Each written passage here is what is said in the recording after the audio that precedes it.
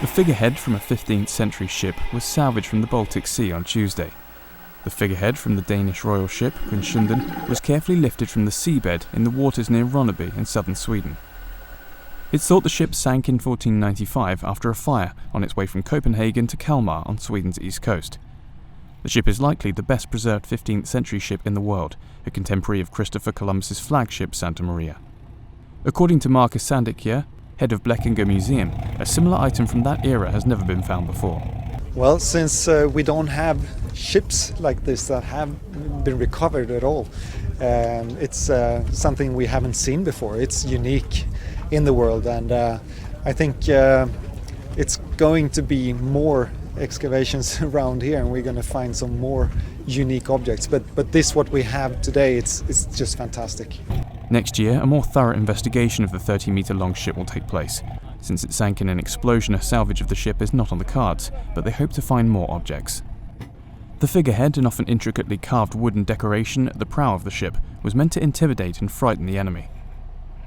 Johan Ronneby, professor in marine archaeology, said Gribshunden's figurehead looked like some kind of fantasy animal. Yeah, it's a monster. It's a sea monster, and we have to discuss what kind of animal it is. I think it's some kind of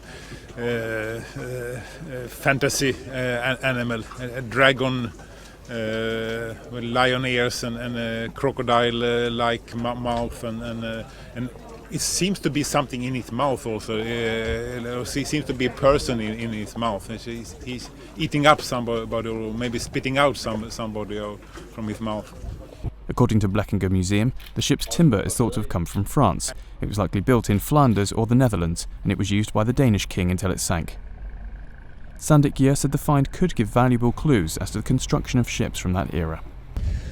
Well, the ship comes from a time just when Columbus was sailing across the ocean, and Vasco da Gama also went to India, and this is the same period, and we can learn very much about how the ships were made, how they were constructed.